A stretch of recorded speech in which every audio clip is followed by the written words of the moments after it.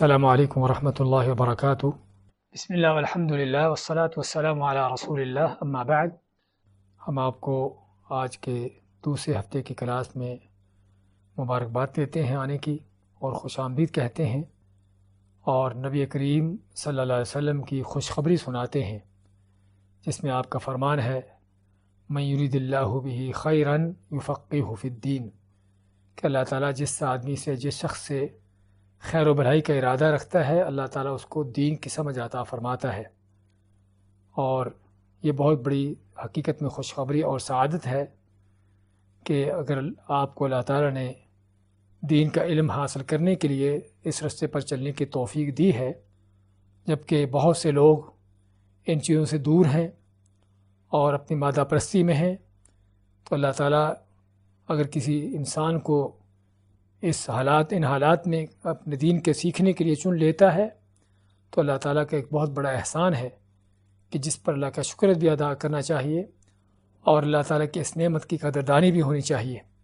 کہ اللہ تعالیٰ کی کتنی بڑی نعمت ہے کہ اللہ تعالیٰ جب کسی بندے سے خیر چاہتا ہے تو اس کو دین کی سمجھ دیتا ہے۔ یہ نہیں فرمایا کہ اس کو مال دیتا ہے یا اس کو منصب دیتا ہے، بلکہ اس کو دین کی سمجھ دیتا ہے۔ تو ہمیں اس حدیث کے پیش نظر چاہیے اس علم کے رستے پر چلتے ہوئے اپنی نیتوں کو خالص کرنے کی، اور اس بشارت اور خوشخبری کو اپنے سامنے رکھنے کی، اور یہ بھی مد نظر رکھنے کی کہ اگر کسی کو توفیق نہیں ملتی اس رستے پر چلنے کی، اور شیطان اس کو اس رستے سے پھیر رہا ہے، تو اس کا معنی کہ اس کو خیر سے پھیر رہا ہے جو اللہ تعالیٰ اس سے خیر چاہتا ہے۔ تو اس لیے ہمیں دیکھنے کی ضرورت ہے کہ کہیں ہم سے یہ خیر چھوٹ نہ جائے، کہیں ہم یہ خیر کا رستہ چھوڑ نہ دیں کہ جس پر ہمیں اللہ نے چلنے کی توفیق دی ہے۔ آج کا ہمارا درس جو ہے وہ فقہ الطہارہ پر ہے۔ تو فقہ کی تعریف کیا ہے؟ فقہ کے لغوی معنی، لغت میں فقہ کا معنی چیزوں کو باریکی سے اور گہرائی سے سمجھنا، اور یہ بھی کہ باریک چیزوں کو باریکی اور گہرائی سے سمجھنا، کیونکہ انسان کی معلومات دو طرح کی ہوتی ہیں کہ بعض اوقات کسی چیز کے بارے میں معلومات تو ہوتی ہیں لیکن سطحی قسم کی معلومات ہوتی ہیں، گہرائی سے اس کا پتہ نہیں ہوتا کہ وہ کیا ہے۔ جبکہ فقہ کا لفظ جو ہے وہ چیزوں کو گہرائی سے، باریکی سے سمجھنے کا نام ہے۔ اور اصطلاحی طور پر اس کی تعریف کیا ہے؟ جس طرح کہ آپ کے سامنے، اور میں چاہتا ہوں کہ PDF فائل آپ کے سامنے ہونی چاہیے تاکہ آپ کو پتہ ہو کہ ہم کیا پڑھ رہے ہیں اور کیا لے رہے ہیں، آج کا ہمارا سبق کیا ہے۔ تو فقہ کی اصطلاحی معنی، اس کی تعریف کے یہ ہے: العلم بالاحکام الشرعیۃ العملیہ من ادلتها التفصیلیہ، کہ شریعت کے عملی احکام کو تفصیلی دلیلوں سے معلوم کرنا۔ فقہا نے اس کی تعریف کی ہے۔ انشاءاللہ ہم آپ کو آسان الفاظ سے بتاتے ہیں، لیکن ہم چاہتے ہیں کہ ہمارے علماء اور فقہا کے تعریفات جو ہیں اس کا بھی ہمیں تھوڑا علم ہونا چاہیے۔ تو کیا کہتے ہیں فقہا کہ شریعت کے عملی احکام کو، اور شریعت کے احکام دو طرح کے ہیں۔ ایک عقیدہ ہے، جس کا ہم عقیدہ کے تعارف میں ذکر کر چکے ہیں، کہ جس کا تعلق توحید سے، ایمانیات سے ہوتا ہے، اللہ اور رسولوں پر ایمان، فرشتوں، کتابوں اور آخرت کے تقدیر، ان چیزوں پر ایمان ہونا۔ تو یہ ہے جس کا تعلق عقائد کے ساتھ ہے۔ اگرچہ عقائد کا تعلق صرف زبان یا دل کے ساتھ نہیں بلکہ ظاہری اعمال کے ساتھ بھی ہے، لیکن زیادہ تر تعلق عقیدے کا دل سے ہوتا ہے، اور اعمال جو ہیں وہ اسی عقیدے کی بنیاد پر جو ہے پھر ظاہر ہوتے ہیں۔ تو چنانچہ ایک عقائد کا علم ہے اور دوسرا شرعی احکام کا علم ہے، کہ جو عملی احکام ہوں، کہ وضو کیسے کرنا ہے، نماز کیسے پڑھنا ہے، روزے کے کیا احکامات ہیں، حج کا کیا طریقہ ہے۔ تو شریعت کے ان عملی احکام کو دلیلوں کے ساتھ جاننا،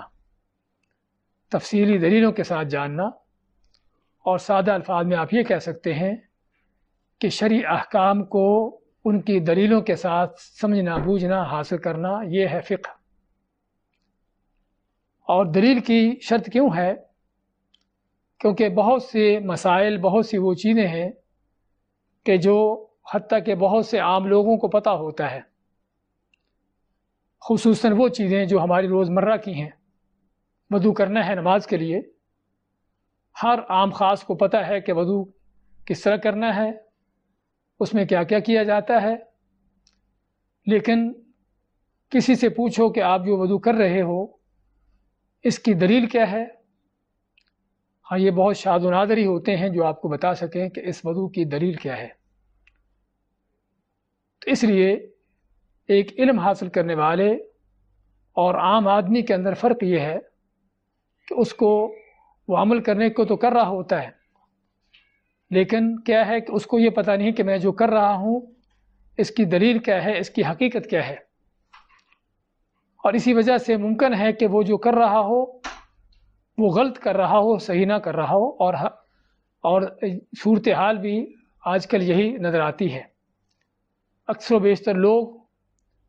جو غلط قسم کے اعمال کا شکار ہیں اس کا ارتکاب کر رہے ہیں۔ ہمیں یقین ہے کہ ان کی نیتیں اچھی ہیں، لیکن صرف علم نہ حاصل کرنے کی وجہ سے وہ اچھی نیت ہونے کے باوجود بھی غلط عمل کر رہے ہیں، سنت کے خلاف کر رہے ہیں، کس لیے کہ پتہ نہیں کہ جو میں کر رہا ہوں اس کا سنت طریقہ کیا ہے۔ اور اسی سے ہمیں اس بات کا اندازہ ہوتا ہے کہ کس قدر ہمیں ضرورت ہے دین کے شرعی مسائل کو، احکامات کو دلیلوں کے ساتھ جاننے کی۔ تو بات کر رہے تھے کہ فقہ کا اصطلاحی معنی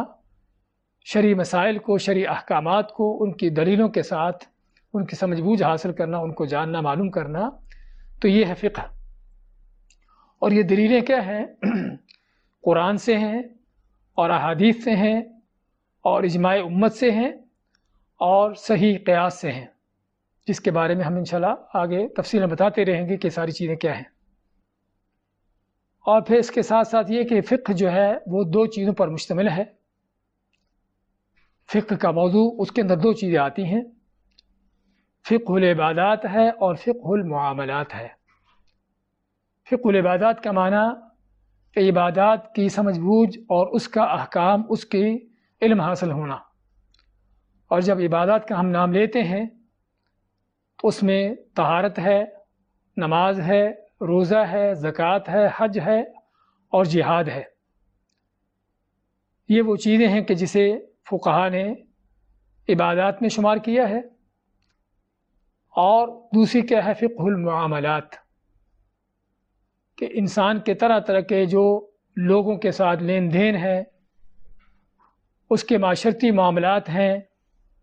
اس کے معاشی معاملات ہیں، کاروبار کے، خرید و فروخت کے، اس کے کوٹ عدالت کے، اس طرح کے معاملات ہیں۔ تو یہ ساری وہ چیزیں ہیں کہ جو معاملات کے اندر آتی ہیں، جس میں خرید و فروخت، نکاح و طلاق اور لباس اور طعام اور اس طرح کی ساری چیزیں اس میں شامل ہوتی ہیں۔ اور اس سے ہمیں معلوم ہوا کہ فقہ کا موضوع جو ہے یہ صرف انسان کا تعلق اللہ کے ساتھ نہیں قائم کرتا، بلکہ فقہ جو ہے وہ اللہ کے ساتھ بندے کا جو معاملہ ہونا چاہیے اس کو بیان کرنے کے ساتھ ساتھ بندوں کے ساتھ بھی انسان کا دوسرے انسان کے ساتھ کیسا معاملہ ہونا چاہیے اس چیز کا بھی اہتمام کرتی ہے۔ اور یہی ہے اسلامی شریعت کے مکمل اور کامل ہونے کی دلیل، کہ شریعت اسلامیہ جو ہے وہ صرف مسجد تک محصور نہیں ہے، بلکہ اسلامی شریعت جو ہے وہ ایک مسلمان کے قدم قدم پر رہنمائی کرتی ہے۔ مسجد میں ہے تو اس کو عبادت کیسے کرنا ہے، اپنی دکان میں ہے، اپنی مارکیٹ میں ہے تو اس نے کاروبار کیسے کرنا ہے، اور کورٹ میں ہے، عدالت میں ہے تو اس نے فیصلے کس طرح سے کرنے ہیں، گھر میں ہے تو گھر کا ماحول کیسا ہونا چاہیے، کوئی خوشی غمی کا موقع ہے تو اس میں فقہ ہم کو تعلیم دیتی ہے کہ اللہ اس کے رسول کے کیا احکامات ہیں، اور انہی احکامات کے مطابق زندگی بسر کرنا، اسی کا نام دین اسلام ہے۔ تو نہ سمجھا جائے کہ اسلام جو ہے وہ صرف کسی نماز روزے پر ختم ہو جاتا ہے، بلکہ دین اسلام ایک مسلمان کی زندگی کے ہر شعبے میں رہنمائی کرتا ہے۔ تو بات کر رہے تھے کہ فقہ کا تعلق جو ہے وہ عبادات کے ساتھ بھی ہے اور انسان کے جو معاملات ہیں طرح طرح کے ان کے ساتھ بھی ہے۔ اس کے بعد ہمارے پاس اس سے پہلے کہ ہم فقہ الطہارہ کے یا طہارت کے مسائل کو شروع کریں، ہم ایک اہم ترین ان مسائل کو جاننے سے پہلے جو بات جاننا چاہتے ہیں وہ ہمارے مد نظر ہونی چاہیے، اور اس بات کو مد نظر رکھنے کی ضرورت اس لیے ہے کہ ایک مسلمان صحیح معنوں میں مسلمان اسی وقت بن سکتا ہے کہ جب وہ کتاب و سنت کے پیچھے چلے، قرآن و حدیث کو اپنا رہنما بنا لے، پہلے قرآن کو سیکھے، سنت کو سمجھے، اور پھر اس کے مطابق اپنا خیال اپنا ذہن بنائے، کیونکہ گمراہی اسی وقت پیدا ہوتی ہے کہ جب آدمی پہلے سے اپنا ذہن بنا لیتا ہے کہ میں نے یہ چیز اس طرح سے کرنا ہے اور میں فلاں ہوتا ہوں، اور پھر اس کے بعد پھر قرآن کی کوئی آیت ڈھونڈتا ہے اس کی دلیل کے طور پر، یا کوئی حدیث تلاش کرتا ہے کہ تاکہ اس کو دلیل بنائے اپنی اس رائے پر، اپنے اس خیال پر۔ تو اس شخص نے کیا کیا؟ اس شخص نے قرآن و حدیث کو اپنے پیچھے لگا دیا، خود ان کے آگے چل پڑا، جبکہ مسلمان وہ ہوتا ہے کہ جو قرآن و حدیث کے پیچھے چلتا ہے، اس کو فالو کرتا ہے۔ اس لیے ہمیں یہاں پر ایک بہت اہم مسئلے کو جاننے کی ضرورت ہے، اور وہ کیا ہے کہ ہمیں کس طرح قرآن و حدیث کو فالو کرنا ہے، کس طرح ہم اس کے پیچھے چل سکتے ہیں۔ اس کے بارے میں قرآن و حدیث میں ہمیں بہت سی تعلیمات دی گئی ہیں۔ اختصار کے طور پر ہم صرف ایک آیت بلکہ 2 آیتوں کا ذکر کرتے ہیں۔ اللہ تعالیٰ کا فرمان ہے فَإِن تَنَازَعْتُمْ فِي شَيْءٍ فَرُدُّوهُ إِلَى اللَّهِ وَالرَّسُولِ۔ فَإِن پس اگر تنازعتم تمہارا اختلاف ہو جائے، تنازع ہو جائے، فی شیء کسی بھی چیز میں، کسی بھی مسئلے پہ، چاہے وہ دین کا مسئلہ ہو یا دنیا کا معاملہ ہو، فردوہ الی اللہ والرسول، تو اس اپنے مسئلے کو، اپنے اختلاف کو لوٹاؤ کس طرف؟ اللہ اس کے رسول کی طرف۔ اللہ کی طرف لوٹانے کا معنی کہ اللہ کے قرآن سے اس کا فیصلہ لو، اور اللہ کے رسول کی طرف لوٹانے کا معنی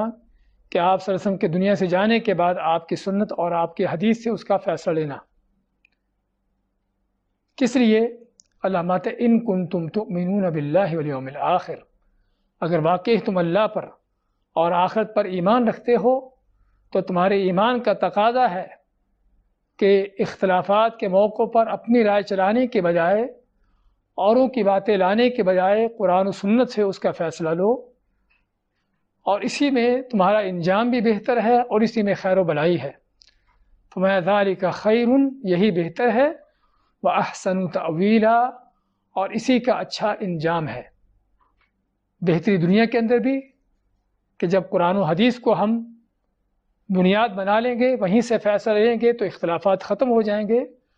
اور اتحاد پیدا ہو جائے گا اور مسلمان ایک ہو جائیں گے، اور آخرت میں بھی انجام کے لحاظ سے بھی اللہ کے ہاں بھی کامیابی ہے، کیونکہ قرآن و حدیث کی اتباع کی ہے،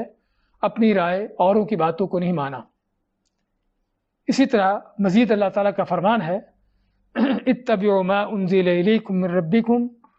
ولا تتبعوا من دونه اولیاء قلیلا ما تذکرون، کہ قرآن و سنت کی اتباع کرو، یعنی جو تم پر نازل کیا گیا ہے تمہارے رب کی طرف سے قرآن و سنت، اس کی اتباع کرو، اس پر چلو، اور اسے چھوڑ کر دوسرے اولیاء کی پیروی نہ کرو۔ اولیاء سے مراد جن کو تم اپنا بڑا سمجھتے ہو اور جن کو تم سمجھتے ہو کہ تمہارے رہبر و رہنما ہیں، اگر ان کی بات قرآن و حدیث کے خلاف ہے تو اللہ فرماتا ہے کہ قرآن و حدیث کو چھوڑ کر ان کے پیچھے نہ چلو۔ اور بھی اس طرح کی 10 آیات ہیں اس موضوع پر، اور کئی احادیث ہیں، لیکن ہم اسی پر اکتفا کرتے ہیں، اور اس کے ساتھ ساتھ ہم چاہیں گے کہ ہمارے ائمہ کرام کہ جو حقیقت میں صحیح معنوں میں قرآن و حدیث پر چلنے والے تھے اور اللہ کے دین کی صحیح معنوں میں اس کی عملی تصویر ہم کو نظر آتے تھے، ہم دیکھیں کہ ان کی دی ہوئی تعلیمات کیا ہیں، اور خصوصاً ائمہ کرام کی ان تعلیمات کو تفصیل سے کچھ ذکر کرنے کا ضرورت اس لیے ہے کیونکہ ہمارے ہاں بہت سے لوگ اپنے آپ کو ان آئمہ کی طرف منسوب کرتے ہیں اور سمجھتے ہیں کہ ان آئمہ کی تعلیمات پر چلنا ہی دین ہے۔ تو آئیے ہم دیکھتے ہیں کہ ان آئمہ کرام کی تعلیمات کیا ہیں، اور پھر ان تعلیمات کو دیکھنے کے ساتھ ساتھ ہم یہ بھی دیکھیں کہ ہم واقعی کیا ائمہ کرام کی تعلیمات پر چل رہے ہیں یا ہمیں کسی اور چیز پر چلا دیا گیا ہے۔ چنانچہ 4 ائمہ ہیں کہ جو سب سے زیادہ مشہور معروف ہیں زمانے کے اعتبار سے۔ ان میں سب سے پہلے امام ابو حنیفہ رحمۃ اللہ علیہ ہیں۔ ہم ان کے اقوال اور ان کے فرمودات کو دیکھتے ہیں کہ انہوں نے اس بارے میں کیا فرمایا۔ چنانچہ فرماتے ہیں اذا صح الحدیث فهو مذہبی، کہ اگر حدیث صحیح ثابت ہو جائے تو میرا مسلک وہی ہے۔ امام ابو حنیفہ رحمۃ اللہ علیہ کیا فرماتے ہیں کہ جہاں بھی حدیث صحیح ثابت ہو جائے تو میرا مسلک وہی ہے۔ پھر فرماتے ہیں مزید لا يحل لأحد ان يأخذ بقولنا ما لم يعلم من أين أخذناه، کسی شخص کے لیے جائز نہیں کہ وہ ہمارا کوئی قول اختیار کرے کہ جب تک اسے یہ معلوم نہ ہو جائے کہ اس قول کی دلیل کیا ہے، ہم نے یہ قول کہاں سے لیا ہے۔ یعنی ان کے کہنے کا مقصد صرف میری بات سن کر اس کے پیچھے چل پڑو، یہ کوئی عقل مندی نہیں ہے، بلکہ دیکھو کہ میں نے یہ قول کہاں سے لیا ہے، اس کی دلیل کیا ہے، تاکہ تم دلیل پر چلو، میری بات پر نہ چلو۔ پھر مزید فرماتے ہیں اسی موضوع کو واضح کرتے ہوئے حرام علی من لم یعرف دلیلی ان یفتی بکلامی، کہ جس کو میری دلیل کا پتہ نہیں، میرے قول کی دلیل کا پتہ نہیں، فرماتے ہیں کہ اس پر حرام ہے کہ میرے قول کے مطابق جو ہے فتویٰ دے۔ کس لیے؟ فرماتے ہیں فإننا بشر، کیونکہ ہم انسان ہیں، نقول القول اليوم ونرجع عنہ غدا، ہم آج کو بات کہہ دیتے ہیں اور کل اس سے رجوع کر لیتے ہیں، پتہ چلتا ہے کہ بات غلط تھی، صحیح نہیں تھی، اس سے لوٹ آتے ہیں، اور یہی حقیقت میں ان ائمہ کرام کی عظمت کی دلیل ہے کہ وہ اپنی حقیقت کو جانتے تھے کہ وہ غلطی سے معصوم نہیں ہیں۔ اللہ نے ان کو علم دیا ہے، مرتبہ مقام دیا ہے،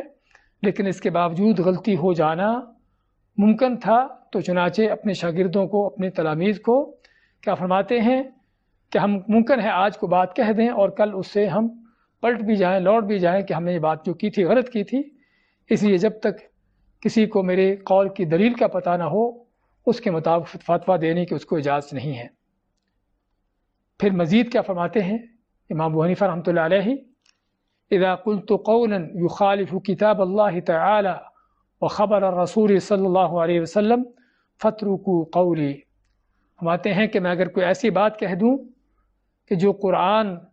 اور سنت کے خلاف ہو تو میری بات کو چھوڑ دو۔ یہ تھے امام ابو حنیفہ رحمۃ اللہ علیہ۔ اس کے بعد امام مالک ابن انس جو زمانے کے اعتبار سے ان کے بعد آنے والے ہیں، مت انما انا بشر اخطئ واصیب، کہ میں تو صرف ایک بشر انسان ہوں، میری رائے صحیح بھی ہو سکتی ہے، غلط بھی ہو سکتی ہے۔ تو ماتے ہیں کہ میری رائے کو دیکھو، اگر تو قرآن و حدیث کے مطابق ہے تو اس کو لے لو۔ کس لیے لے لو؟ کیونکہ اصل قرآن حدیث ہے، اس کے مطابق ہے، اور اگر قرآن حدیث کے خلاف ہو تو اس کو چھوڑ دو۔ پھر فرماتے ہیں مزید امام مالک رحمۃ اللہ علیہ لیس احد بعد النبی صلی اللہ علیہ وسلم الا ویؤخذ من قوله ویترک الا النبی علیہ الصلاۃ والسلام، کہ نبی کریم صلی اللہ علیہ وسلم کی ہستی کے بعد ہر ایک کی بات کو قبول بھی کیا جا سکتا ہے، اس کی بات کو رد بھی کیا جا سکتا ہے۔ ہاں، اگر کسی کی بات کو رد نہیں کیا جا سکتا تو وہ نبی کریم صلی اللہ علیہ وسلم کی ہستی ہے۔ امام مالک کے ایک شاگرد ابن وہب فرماتے ہیں کہ میں نے امام مالک سے وضو کے دوران انگلیوں کا خلال کرنے سے متعلق پوچھا، خلال کرنے کا معنی کہ انگلیوں کو ایک دوسرے کے اندر ڈال کر اس انداز سے پانی پہنچانا۔ تو انہوں نے کہا کہ اس کی ضرورت نہیں، یعنی اپنی رائے دے دی۔ فرماتے ہیں کہ میں نے جب اس کے بارے میں حدیث بتائی تو انہوں نے انگلیوں کو حلال کرنے کا فتویٰ دینا شروع کر دیا، یعنی اپنی بات چھوڑ دی، اپنا فتویٰ فوراً ختم کر دیا اور حدیث کے مطابق جو ہے فتویٰ دینا شروع کر دیا کہ انگلیوں کو حلال کرنا سنت ہے۔ بلکہ ان امام مالک رحمۃ اللہ علیہ کے بارے میں آتا ہے کہ کسی حدیث کے بارے میں بات ہوئی، امام مالک نے حدیث بیان کی کسی مسئلے پر کہ اللہ کے نبی صلی اللہ علیہ وسلم کا فرمان یہ ہے، تو ان کے کسی شاگرد نے پوچھا کہ آپ کیا کہتے ہو، آپ کی کیا رائے ہے؟ تو امام مالک غصے سے سرخ ہو جاتے ہیں اور فرماتے ہیں کہ تم مجھے کسی چرچ میں دیکھتے ہو، کسی یہودیوں کے عبادت خانے میں دیکھتے ہو کہ اللہ کے نبی صلی اللہ علیہ وسلم کے حدیث آنے کے بعد میں اپنی رائے پیش کروں کہ میری رائے یہ ہے؟ یہ ہے ان ائمہ کرام کی عظمت کہ کس قدر ان کو ڈر خوف تھا کہ ہماری بات اللہ کے نبی صلی اللہ علیہ وسلم کی بات کے خلاف نہ ہو جائے۔ اسی طرح امام شافعی رحمۃ اللہ علیہ، ان کے اقوال بہت زیادہ اس موضوع پر، فرماتے ہیں ما من احد الا وتذهب عليه سنت لرسول اللہ صلی اللہ علیہ وسلم وتعزب عنہ، کہ ہر کوئی ایسا شخص ہے جتنا بڑا بھی امام اور عالم کیوں نہ ہو، اللہ کے نبی صلی اللہ علیہ وسلم کی سنت اس سے چھوٹ بھی سکتی ہے۔ تو ماتے ہیں پھر کیا کرنا چاہیے؟ چنانچہ میرا جو فتویٰ یا قاعدہ کلیہ حدیث کے خلاف ہو اسے چھوڑ کر حدیث پر عمل کرو، اور سمجھو کہ میرا قول بھی وہی ہے، سمجھو کہ میرا قول بھی وہی ہے جو آپ کی سنت ہے، آپ کی حدیث ہے۔ مزید فرماتے ہیں امام شافعی رحمۃ اللہ علیہ، اجمع المسلمون على ان من استبان له سنت عن رسول اللہ صلی اللہ علیہ وسلم لم يحل له ان يدعها لقول احد۔ من استبان له کہ جس کے لیے واضح ہو جائے اللہ کے نبی صلی اللہ علیہ وسلم کی سنت، پھر اس کے لیے حلال نہیں کہ اس کو کسی کی بات کی وجہ سے چھوڑ دے۔ فرماتے ہیں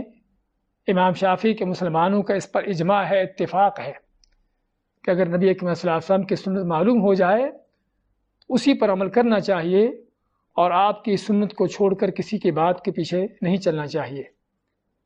مزید فرماتے ہیں اذا وجدتم فی کتابی خلاف سنت رسول اللہ صلی اللہ علیہ وسلم فقولوا بسنت رسول اللہ صلی اللہ علیہ وسلم ودعوا ما قلت، کہ اگر میری کتاب میں کوئی ایسی چیز دیکھو کہ جو نبی کریم صلی اللہ علیہ وسلم کی سنت کے خلاف ہو تو میری بات کو چھوڑ کر سنت کو لے لو۔ اور مزید وہی بات کہتے ہیں کہ جو امام ابو حنیفہ رحمۃ اللہ علیہ نے کہی تھی، اذا صح الحدیث فهو مذہبی، کہ اگر حدیث صحیح ثابت ہو جائے تو جان لو کہ میرا بھی مسلک وہی ہے۔ اور مزید فرماتے ہیں کہ جس میں صحیح حدیث ثابت ہو جائے، ہر وہ مسئلہ جس میں صحیح حدیث ثابت ہو، جب کہ میں نے اس کے خلاف کہہ دیا ہو تو میں اپنی زندگی میں بھی اور مرنے کے بعد بھی اس سے رجوع کرتا ہوں۔ یعنی ہر وہ مسئلہ کہ جو مجھ سے ایسا مسئلہ کہا گیا ہو کہ جو آپ کی سنت کے خلاف ہو، فرماتے ہیں کہ میں اب بھی زندہ بھی اس سے رجوع کرتا ہوں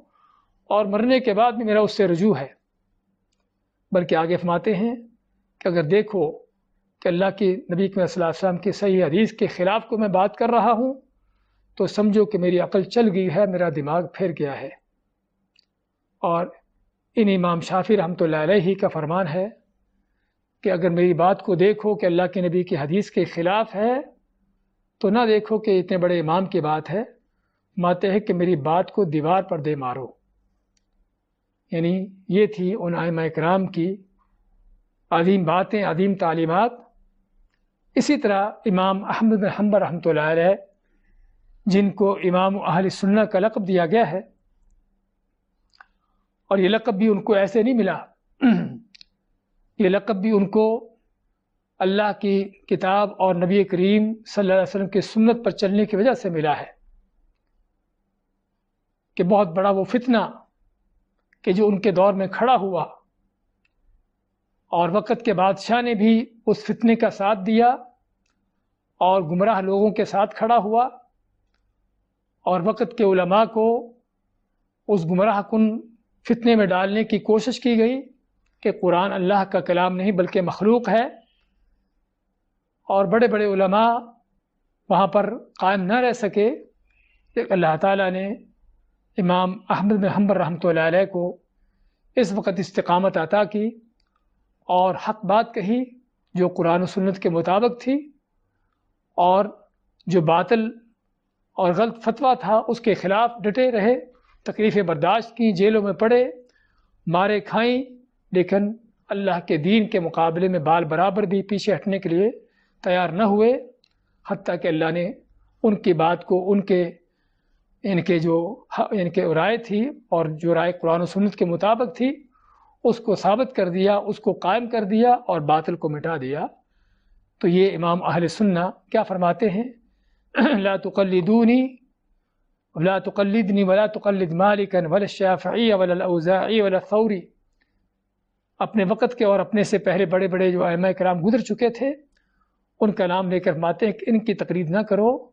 وَخُذْ مِنْ حَيْثُ أَخَذُوا، اور تم بھی وہاں سے علم حاصل کرو، دین سیکھو جہاں سے ان علماء نے، ان ائمہ کرام نے دین سیکھا، یعنی قرآن و سنت سے۔ دوسری روایت ان کی لا تقلد دینک احدا من هؤلاء، یہ ائمہ کرام جن کا ذکر کیا ہے فرماتے ہیں کہ اپنے دین میں ان کے پیچھے نہ چلو، ما جاء عن النبی صلی اللہ علیہ وسلم واصحابہ فخذ بہ، وہی لو جو نبی کریم صلی اللہ علیہ وسلم اور ان کے صحابہ کی طرف سے آیا ہے۔ اسی طرح فرماتے ہیں رأی الاوزاعی ورأی مالک ورأی ابی حنیفہ کلہ رأی وہو عندی سوا وانما الحجۃ فی الآثار۔ فرماتے ہیں کہ امام اوزاعی کی بات ہو یا امام مالک کی بات ہو یا امام ابو حنیفہ کی بات ہو، یہ کل سبھی ان کی اپنی باتیں ہیں، ان کی اپنی ذاتی رائے ہے، اور اگر دلیل اور حجت ہے تو کس میں ہے؟ وہ اللہ کے نبی صلی اللہ علیہ وسلم کی بات میں ہے۔ کیوں اللہ کے نبی کی بات میں حجت ہے؟ کیونکہ قیامت کے دن اسی کے متعلق سوال ہوگا، ماذا اجبتم المرسلین، کہ قیامت کے دن یہی سوال ہوگا کہ تم نے رسولوں کو کیا جواب دیا، رسولوں کی باتوں پر کہاں تک چلے۔ تو یہ تھے ایک جھلک آپ کو جو پیش کی ائمہ کرام کے اقوال کی، ورنہ تو اس سے کہیں زیادہ ان کی تعلیمات ہیں۔ تو یہ ہیں ائمہ کرام کی تعلیمات، اور یہاں پر ہمیں جس بات کو سمجھنے کی ضرورت ہے وہ یہ ہے کہ صحیح معنوں میں اور حقیقی طور پر ائمہ کرام کی تقلید کرنے والے، ان کی اتباع کرنے والے وہ لوگ ہیں کہ جو ان کی ان تعلیمات پر چلتے ہیں۔ آخر میں بات کہہ کے درس ختم کرتے ہیں۔ یہاں پر سوال پیدا ہو سکتا ہے کہ ائمہ کرام جب اس قدر قرآن و حدیث کی اتباع کرنے کی ان کی کوشش اور حرص اور ان کی یہ ساری تگ و دو تھی، اس کے باوجود بھی اختلاف کیوں ہوا، اور اس اختلاف میں ہمارا موقف کیا ہونا چاہیے؟ اختلاف ہونے کی کئی وجوہات ہیں، اس میں بڑی بڑی وجوہات میں سے یہ ہے کہ ایک تو انسان کو اللہ تعالیٰ نے ہر انسان کو سوچنے کی، دل دماغ کی صلاحیتیں دی ہیں، اور اس میں تفاوت اور اختلاف ہوتا ہے، ایک جیسی نہیں ہوتی۔ ایک ہی چیز کو ایک آدمی دیکھتا ہے، اس کو کچھ رائے دیتا ہے، اور دوسرا آدمی اسی چیز کو دیکھ کر اس کے بارے میں کوئی دوسری رائے اس کے بارے میں قائم کرتا ہے۔ تو اس لیے یہ اختلاف ہونا انسانی فطرت ہے، اسی وجہ سے ائمہ کرام کے اندر بھی یہ اختلاف ہوا۔ دوسری بڑی وجہ کیا ہے کہ حدیثوں کا، روایات کا بعض اوقات اختلاف ہوتا ہے، کسی امام کو کوئی حدیث ملتی ہے، کوئی دوسرے کو نہیں ملتی، اور روایات کے اختلافات کی وجہ سے بعض اوقات اختلافات آ سکتے ہیں۔ تو چنانچہ ائمہ کرام نے پوری نیک نیتی کے ساتھ، جس طرح کہ ہم ان کے بارے میں اچھا گمان رکھتے ہیں اور رکھنا بھی چاہیے، کہ نیک نیتی کے ساتھ جو ہے قرآن و حدیث کی اتباع کرنے کی کوشش کی ہے، لیکن غلطی ہو جانا ممکن تھی، اس لیے انہوں نے اپنے شاگردوں کو، اپنے آنے والوں کو کہا کہ تم وہیں سے دین سیکھو جہاں سے ہم نے لیا ہے، ہماری باتوں کو لے کر کہیں یہ نہ ہو کہ کسی غلط بات پر چل پڑو۔ چنانچہ ہمیں یہاں سے بہت بڑا جو مسئلہ نظر آتا ہے وہ کیا ہے کہ چونکہ یہ مسائل اجتہادی مسائل ہیں، اور خصوصاً فقہ کے مسائل عموماً ایسے مسائل ہیں کہ جن کا دار و مدار کوئی ایمان اور کفر پر نہیں ہے، کہ اگر یہ بات مانیں گے تو ایمان ہوگا، نہیں مانیں گے تو کافر ہو جائیں گے، یہ چیز کریں گے تو مسلمان ہوں گے، نہیں کریں گے تو کافر ہو جائیں گے۔ عموماً فقہی مسائل کا تعلق اس چیز سے نہیں ہے، الا یہ کہ اگر آدمی کو ہٹ درمی کے ساتھ قرآن و حدیث سامنے ہونے کے باوجود بھی اس کا انکار کرتا ہے کہ میں نہیں مانتا، ہاں یہ وہ بات ہے جو خطرناک ہے، جو انسان کو بعض اوقات کفر تک پہنچا سکتی ہے۔ لیکن اصل یہ ہے کہ آدمی اگر اجتہادی طور پر کوئی اجتہاد کرتا ہے کسی مسئلے پر اور پھر اس میں اس سے غلطی ہو جاتی ہے تو اللہ تعالیٰ کے ہاں نہ کہ صرف گناہ گار ہے بلکہ اس کا اجر ہے۔ تو چنانچہ ہمیں بھی ان اجتہادی مسائل میں ایک دوسرے کے ساتھ فراخ دلی سے پیش آنا چاہیے، ہمارے دل ہمارے سینے کھلے ہونے چاہیے، مد مقابل کی رائے کا احترام ہونا اور اپنی رائے کو اچھے انداز سے اس کے سامنے پیش کرنا، یہی ان ائمہ کرام کا، صحابہ تابعین کا یہی منہج ہے، اور ہمارے لیے بھی یہی طریقہ ہونا چاہیے۔ اختلافات ہونے کے باوجود بھی ان کے دل ایک دوسرے سے ملے ہوتے تھے، دلوں میں ایک دوسرے کے ساتھ محبت ہوتی تھی، اور یہی اسلام چاہتا ہے اور اسلام کا یہی اہم ترین مقصد ہے۔ امام شافعی رحمۃ اللہ علیہ کی ان کے زمانے کے ایک محدث سے کسی مسئلے پر بحث ہو گئی جن کا نام یونس الصدفی ہے، تو چنانچہ اس مسئلے پر بحث جب ہوئی تو دونوں کا اس مسئلے پر اختلاف رہا، تو امام شافعی رحمۃ اللہ علیہ فرماتے ہیں یونس صدفی جن کا کنیت ابو موسیٰ تھی، فرمانے لگے کہ ابو موسیٰ، اگرچہ ہم اس مسئلے میں ایک دوسرے کے ساتھ اتفاق تو نہیں کر سکے، لیکن پھر بھی ہمارے دل جو ہیں ملے ہونے چاہیے، ہمارے دلوں میں کوئی اختلاف نہیں رہنا چاہیے۔ تو یہ ہے ان ائمہ کرام کی عظیم ترین وہ تعلیمات جو ہم کو دی گئی ہیں، ہمیں بھی چاہیے ان تعلیمات پر عمل پیرا ہونا، ان پر چلنا،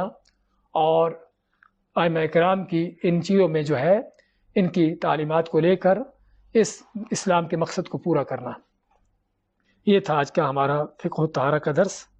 بارک اللہ فیکم وصلی اللہ وسلم علی نبینا محمد۔